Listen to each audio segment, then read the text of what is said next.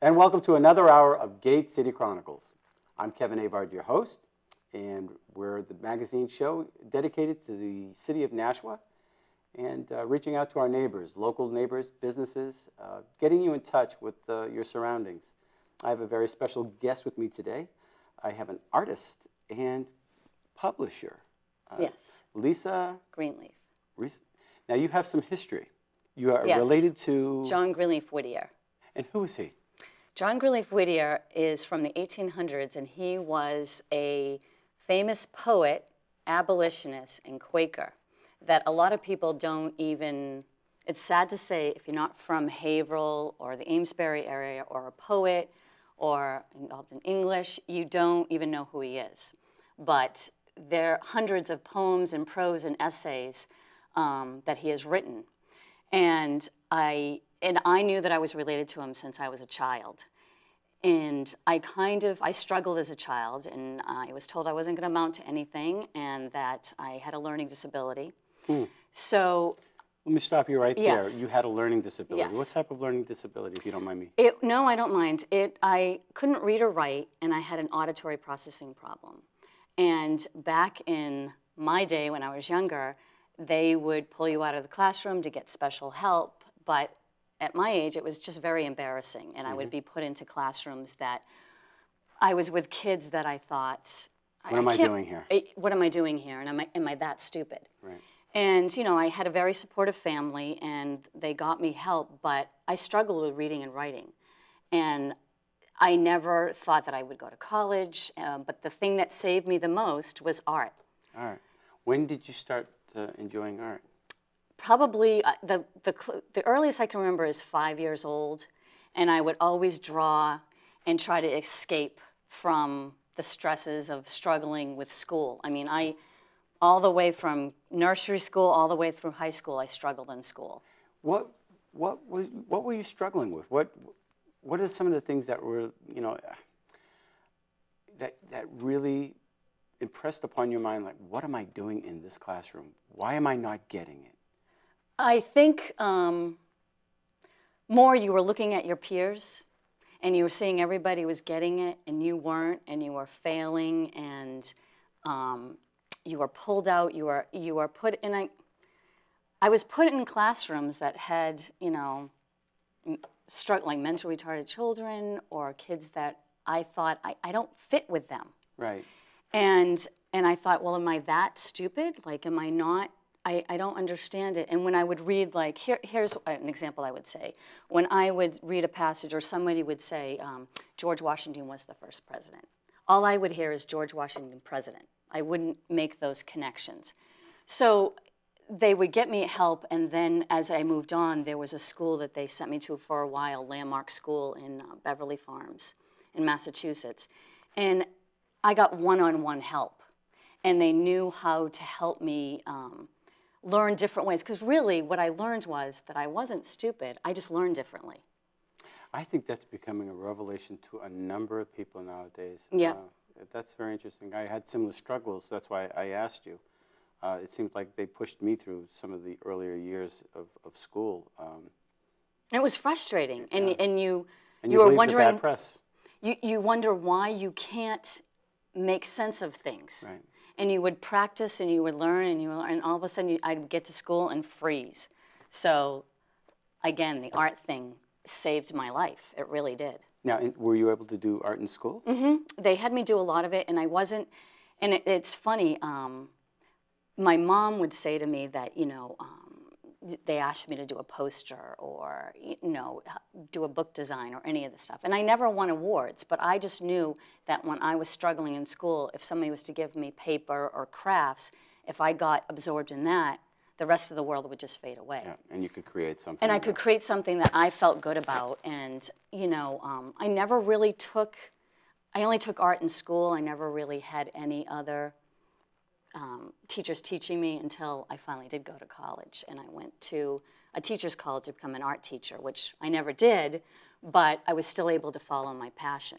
Right, and the fact that you were able to go to higher education obviously must have helped with some of your self-esteem. It did, and also when I went off to college, which was great, you could reinvent yourself.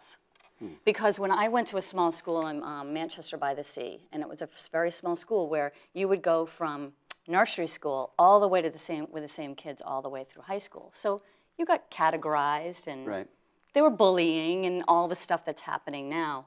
And I felt when I got into college, and I didn't get accepted at first. They said your test scores are too low because I didn't test well under pressure.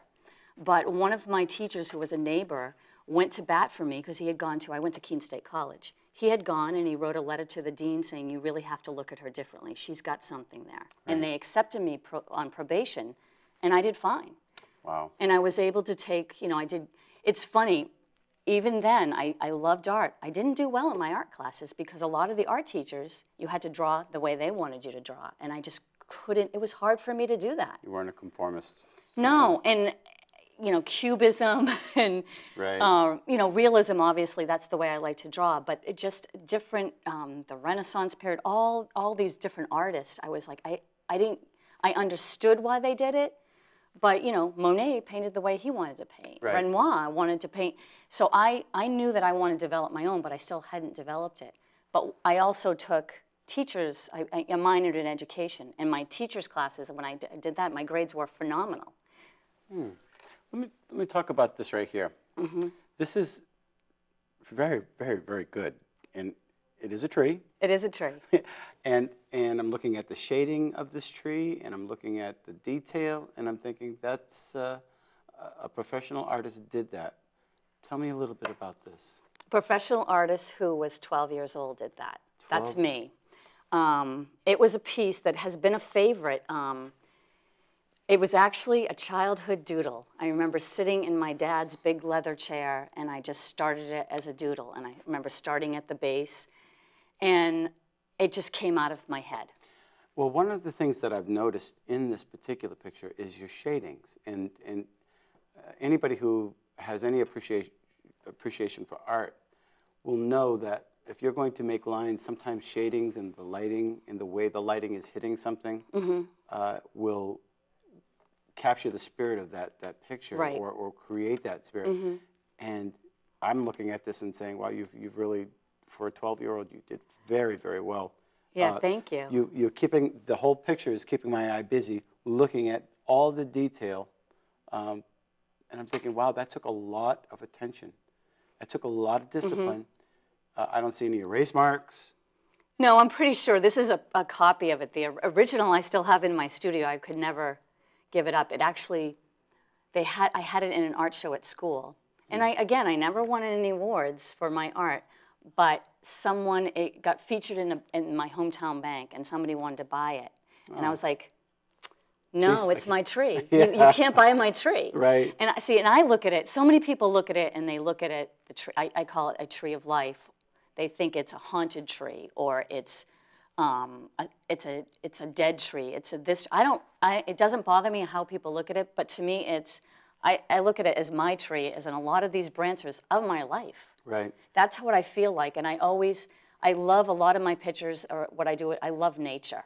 And I think I love trees, and I always felt when I did this, I would just climb right up there and kind of hide away, which kind of, there was a lot of parallels, and I'm going to jump back to the John Greenleaf Whittier. There was a lot of parallels in his life that he loved nature. I love nature. And again, being related to him, it was like I would see those family connections, even back from the 1800s. Did you read any of his writings? I mean, that must be a silly question, but... No, I did. When I was a child, I knew I was related, and I would read them, but the poetry was from the 1800s, and it was hard to understand. Right. The these, the thous, right. So... King James language, yeah. And again, I struggled reading. I mean, I didn't like to read when I was younger, because I just couldn't, it was just so difficult for me. Yeah. But as an adult, and I was so honored that I was like, well, if I have an intelligent poet author here, abolitionist, strong, he was very much into politics, I must be smart. Right. You just don't know. But with that ancestry line, you have to. So what I've loved about this and knowing about him is there's connections there that I find with him all the way back from the 1800s. Oh, very interesting. Now, you're an artist. I mean, you brought plenty of pictures here, but you're also a publicist and...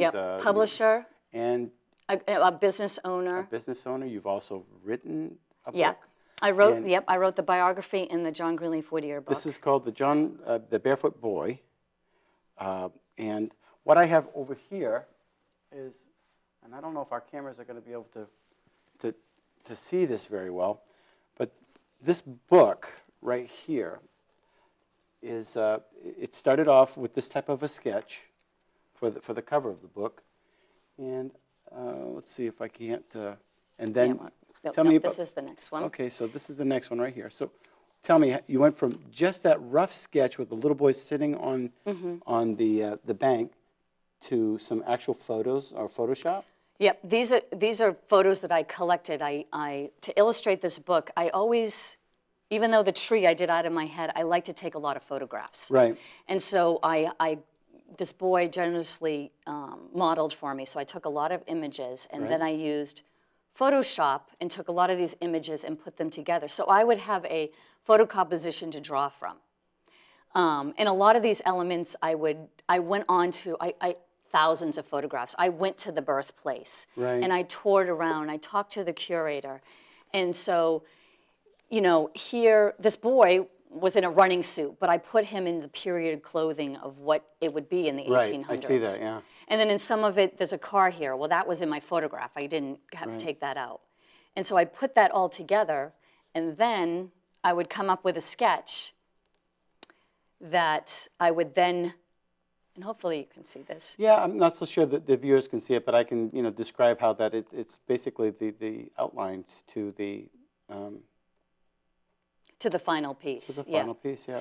And then the final piece is right here. And of course, you did all that by hand. All by hand, yes. And then this is colored pencil that I use. And again, I've been drawing forever, and a lot of people are like, this is a lot of detail, but I relax by this. Right. And the beauty is, I never really thought that I could make money being an artist at all, because you always get a starving artist. But I really that seems to go hand in hand, doesn't it? But I love what I do, and I thought when I was a child, I wanted to become an art teacher. I never thought I could stick being just an artist and make money at it. But I learned that drawing every day kind of feeds my soul. It makes me, like, if I've got a stressful day, I'll just go over to my drawing area and draw for a few hours. And it's kind of like a meditation. Right. People might have music, or they do sports, or they like to read. And I always feel like if you can incorporate that in your day, it does make your day go a lot better. Well, this goes beyond just the actually beautiful drawing that you've done, but you've also written the book. Yeah. Well, I've written I have to say it has two authors. John Greenleaf Whittier, A Barefoot Boy, was the poem that he wrote. Mm-hmm. And one of my missions was that people don't know who he is.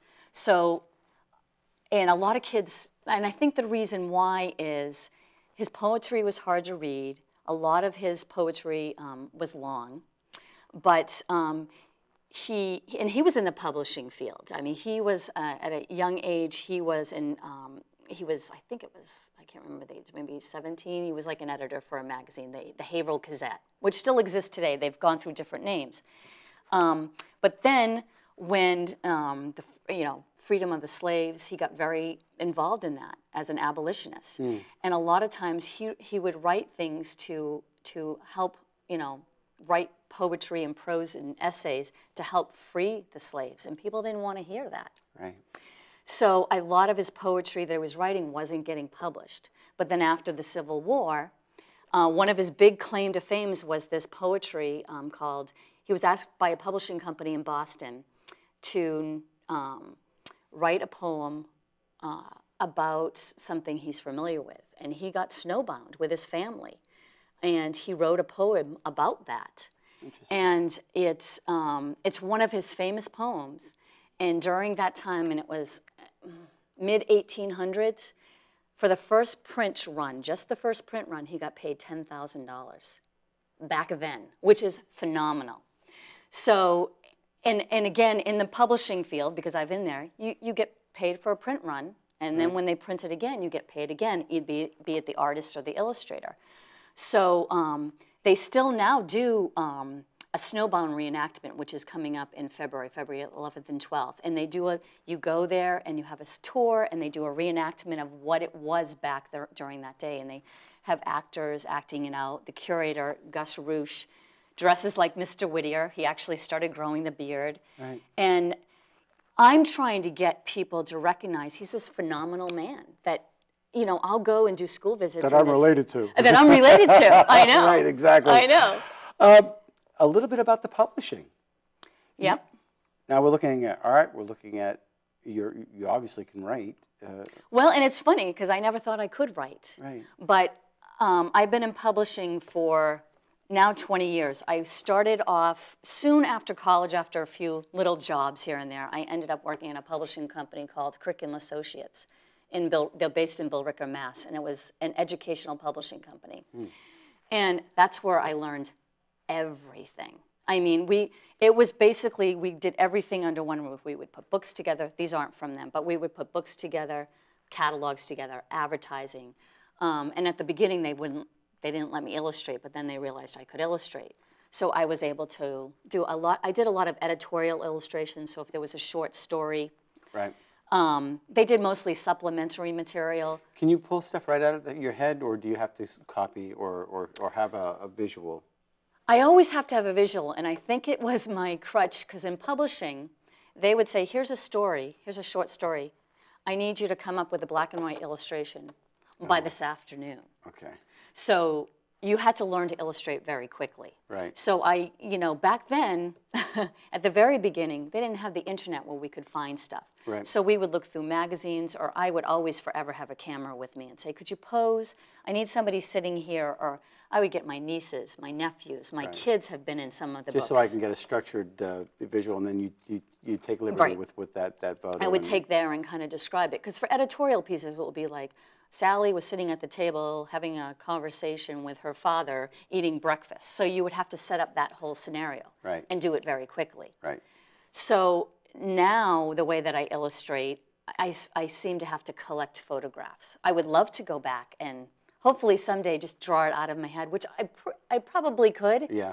But because I've been in that fast pace, because publishing is very fast paced. Right. You start a project and you got to get it done. Now, do you help people are you publishing, are you out networking and trying to sell your books, or are you doing a combination of selling your books and helping people sell their books? What are you? I would say right now, I left that and working for a publishing company now, and I helped her get going, which we can get back to. But if somebody has a book to publish, they could come to me, and I could share with them, like, how does the book get put together? But a lot of times people say, I have a book, and I said, well, have you had an editor or a proofreader or somebody else read your book? Right. Because people are so eager to try to put the book together, but you've got to make sure it's a good book. Because we've got millions. If you've gone to bookstores, thousands, trillions of books. And there's some good writers and not so great writers. So, and I've just learned that every good writer needs a good editor and a proofreader. A proofreader. And so I try to educate, because I've been in for years. So if I had somebody come to me and say, oh, I've got this book, this short story, I want to put it in book format. And I'll say to them, that's great, but these are the steps, and I'd be happy to help you. But the key is, you've got a book, how are you going to sell it? How are you going to market it? And I've done enough of that with my books that I've learned that if you're not willing to go out and sell it, I mean, I literally have boxes in my car that I sell the books from, or I do speaking engagements, or I go to author visits. And if it's your book that you're talking about, it just comes out of you. You love what you do. And it's easy to talk about something that you know about. Absolutely. Right. Now, do you direct people to editors? And if somebody says, listen, I've got a book, I want to publish it, and one of the first things you say, well, have you seen an editor, or have you had it proofread? Yeah, I've got a group of people that I go to that will do that. Is there a fee for that, or do you yeah? There is a fee, and I usually, when I meet with somebody, I want to get a feel of what they're going through and kind of explain to them what the process is, because usually people are afraid when they're like, what do you mean publish a book? I can't do this. And I think it's fun. I mean, as I say to people, I could put a book together in my sleep because I've been doing it for 20 years, and I learned the whole process.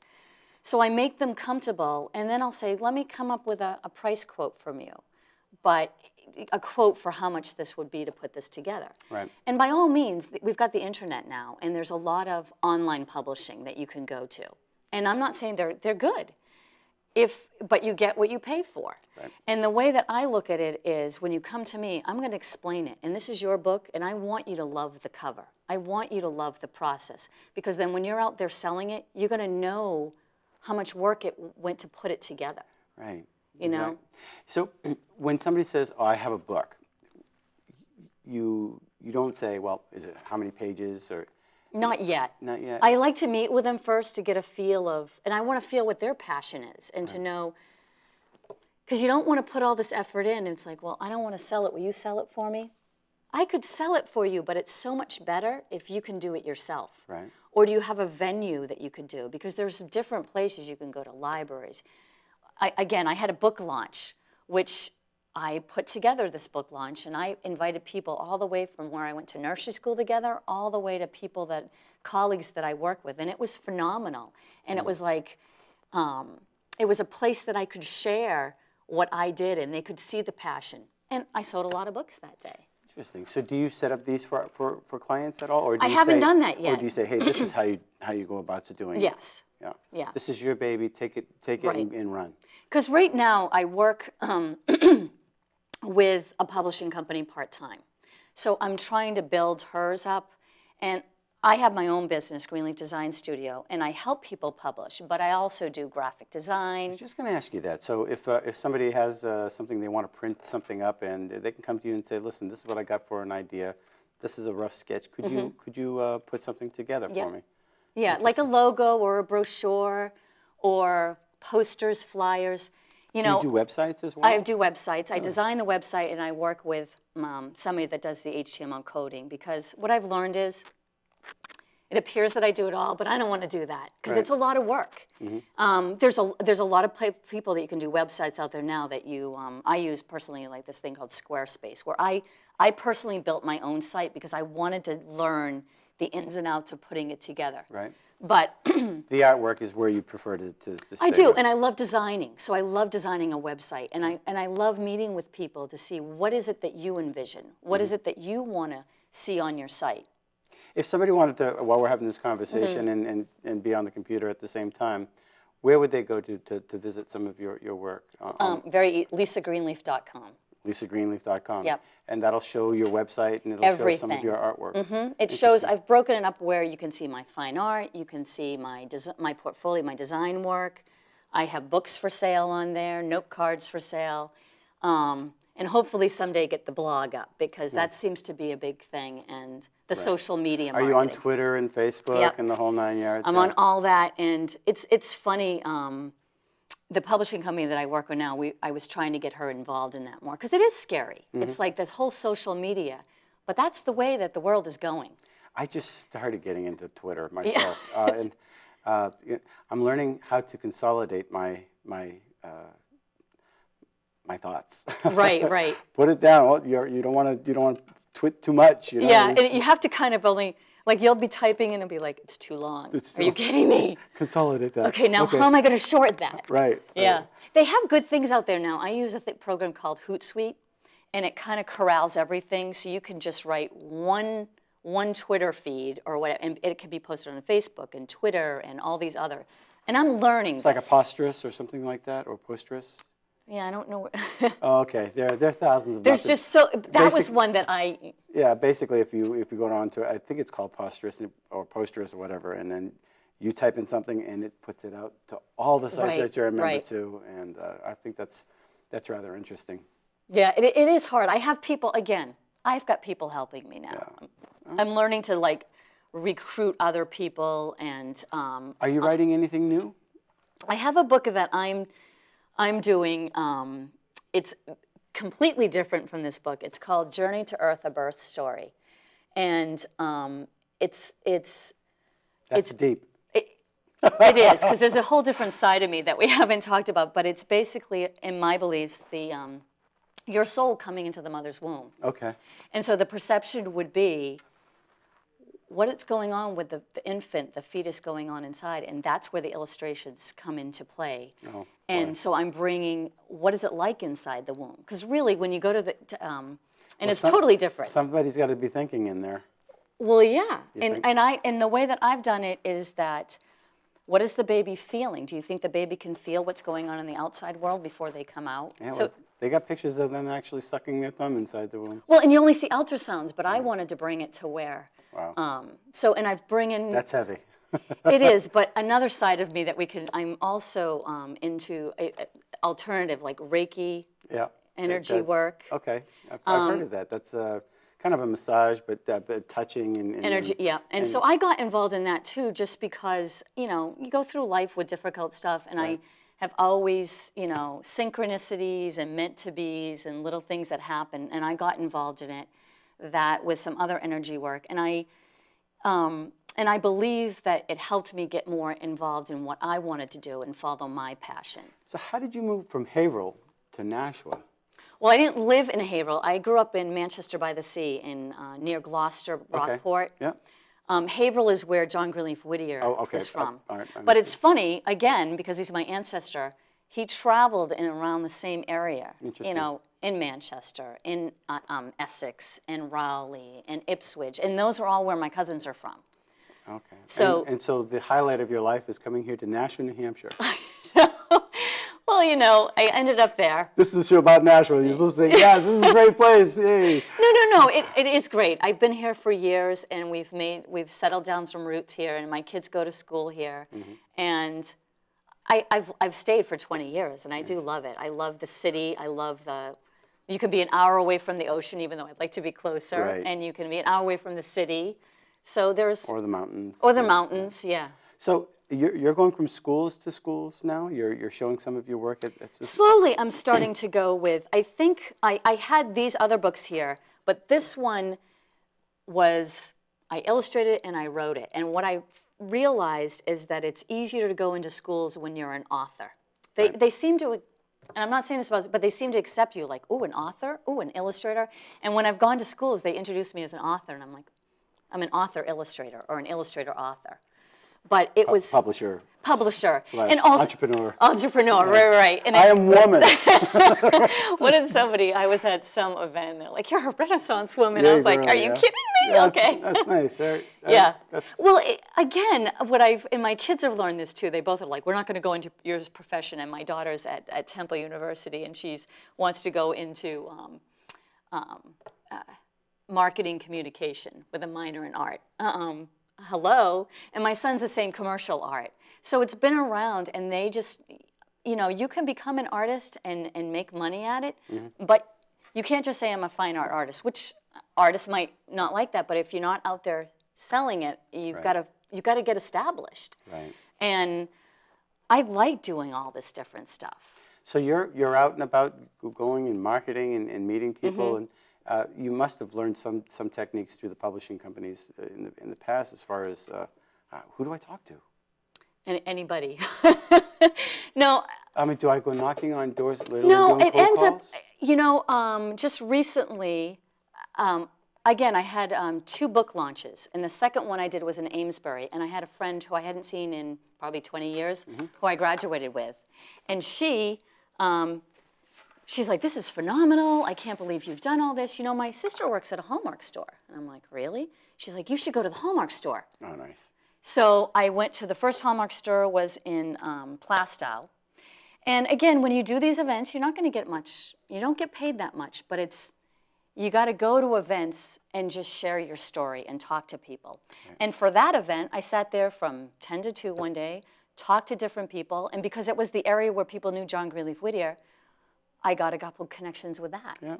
And then we went on to another event, and now in a couple weeks I'm talking at the Rotary Club in Haverhill, because I was at another event where somebody's like, I need to connect you to such and such, because people are thrilled in Haverhill that I'm bringing John Greenleaf Whittier back to life. And hear some of his heritage or right. artistry, whatever.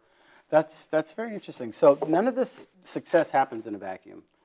No. You have to be, if you're going to get into this, it's not, it's not easy. You have to work at it. Right. You know, things can happen, and I guess things are happening more for me because I'm just Making them happen. Making them happen. Plus, I draw a lot Right. to kind of feed my soul and make me happy. Or I go and do a yoga class or do something that gets me. Do you go to Bikram yoga by any chance? No, I haven't done that. Yeah, we had them on the show. Oh, you did? Yes, I've actually done some of their workouts, and I had lost some weight, and it's definitely a different approach, but it works. It really does work. Oh, it does. Yeah. And it's not easy. My daughter will be like, I can't do those poses. But I started with a Kripalu type yoga. And I did it, there's a place, Moving Spirit, that was in Merrimack. And that's where I started. Yeah. But then life gets crazy. So I actually do it at the Y because I got trained enough to know what the poses are. And, and I do it at home. So once you get the basics down. Yeah. Like Norman said, all yoga's good yoga. It's just, the key is just do it. Just do it. Yeah. This is the other book. It's called... well, this is part of the same John Greenleaf Whittier. This is another page. Okay. And this was... oh, sorry. I think we did. Yeah. These are photo compositions. Again, I had this young boy, Aaron Zano from Haverhill, model for me. Okay. And so I took a lot of elements that are in the homestead. There's a museum there now. And I wanted to take a lot of symbolism and put it into it. And this is on one of the pages. This quilt was actually, when John Greenleaf Whittier was a young man, his aunts made him. Oh, so I wanted to put that in the drawing so that when the kids or anybody would go and see, they'd see like, oh, that's the quilt. That's the illustration we did in the book. John Greenleaf Whittier was also inspired as a young boy by this book right here from Robert Burns. It was a poetry book, and he wanted to read it, and one of his teachers finally gifted it to him. Oh, nice. That's what inspired him to continue to write. And sometimes when they didn't publish his work, it was he was following his passion. So again, it was like a parallel. Right. Like I'm following my art, he was following his poetry and his essay and his writing. Interesting. And that was a reward in itself. Yeah, and this piece too, I added this tree because this was his favorite tree, like my favorite tree. And this was a tree up in Ossipee, New Hampshire. Oh, boy. Yeah, so there was so many. Genetic memory. Yeah. And I love those I had so many serendipitous moments. And so here we go to this other stage where you've done the actual outlining of it. Yep, and then I put the text down below because you want to see, you don't want the text to overtake it. And the way that I did these illustrations is I wanted kids that couldn't understand the language to just be immersed in the illustrations and kind of get lost and pick out what was going on. And it's been beautiful. I've heard from people that grandparents sit down with their kids and the grandparent will read the stanza and they're flipping to the next page and the child's like, no, stop, I want to see what else is going on.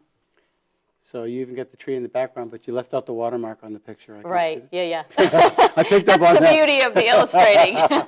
And then voila, here's the amazing, absolutely amazing. Rough picture here. And then the hat, it's, the funny story, you had to find images, and the hat was mine. I think I had a beach hat, and it looked like the Barefoot Boy hat, so I pulled it out. Yeah, very So I nice. have a lot of images, and even in the book, when you look at the pages in the book, I added my dogs in there. I added animals that would travel outside, that were outside his home. I mean, he loved being out in nature. That's where he was inspired. Wow. So obviously there are people you must run into all the time that are interested in art, and they want to get into publishing their or even doing fine art, like getting into art shows. I've done that too, where I've been to Greeley Park. I love doing that show. I'm a New Hampshire Art Association member of that. It's a juried procedure, and I got into that. And those are great, but you've got to find time to get art shows and into that. So it seems that I'm steering more to the publishing because it's, when I left the publishing company, when I worked for Curriculum Associates, I literally quit my job and said, I'm going to start my own company. And I did it. Yeah. And it was hard. But I was following my passion, and it worked out. There was some rough roads, and I thought I was going to get out of publishing, but the publishing wouldn't let go of me. Right. And I've helped the publishing company I work for now, Apprentice Shop Books. We just met by an email. I learned in a lot of trade shows that I would go to or workshops. It's like, if you want to share what you do to the people, and you're not at like a Hallmark store or at a book show or any event and you're not networking, send an email and say, I'm looking, this is what I do as a business. And if you know anybody that needs a logo, a brochure, or a book published, or a cover, let them know, and this is what I do. And she answered me, Muriel Dubois. She lives, the big company's based out of Amherst.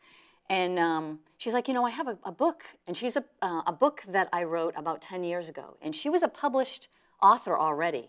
For other publishing companies she would write. But this one, no publishing company would pick up on it. And it was about Sarah Josepha Hale. She's the one that originally wrote Mary Had a Little Lamb, brought Thanksgiving back. Oh. She's from Newport, New Hampshire. So again, I went over to her house, I met her, she showed it to me, and she's like, well, do you think you can do a cover? And I'm like, well, I could probably do the inside. She didn't know. So I went away, came up with a bid, showed her samples, and here we are now. Nice. I've been working with her, might be 3 or 4 years now. Do you work with musicians? Do I work with musicians? I hang out with musicians. They're good folks. Yeah. They're good folks. But as far as people, musicians want to publish their music.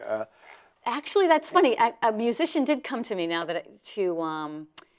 and I can't remember his name, but he's in Nashua. He owns a music school, and I can't remember his name. And he wants to put together a music book. Oh. And so we did. He came over to my studio, and I showed him the process. And I gave him a lot of information. When you meet with me, I'm not going to hide all the stuff. I want to be honest with you, and I want to give you as much information so that when you go, you can think about the process. Right. So he had showed me samples, and I said, well, have you thought of this? Have you thought of images? And it was basically a beginner guitar book that he wanted. And I said, are you going to do hand formations, or how they sit, or guitar formations? And the only reason why I could talk about this is because I do play the guitar. Right. So you could show a chord on the fifth fret or something to that effect. Right. And I said, and when I do a book design, because I'm an artist, I just don't throw the type in there or throw the illustration. I really think of it. I think of each page as a work of art. Because you want to have the balance with the type and to be able to look at it. And even though it just might be somebody's writing a chapter book, you want it to look nice. There's a way that you do it the right way and the wrong way. We're going to take a quick break, and we'll be right back, and maybe we'll look at a couple of slides on our after our break. Okay, perfect. Okay. Thank you.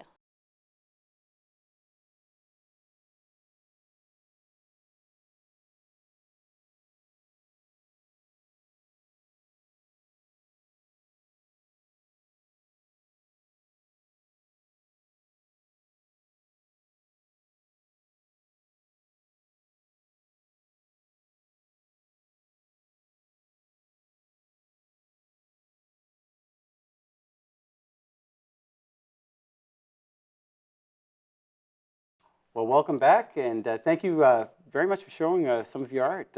You really are talented, and I'm amazed at Thank you. At some of the work that you're capable of.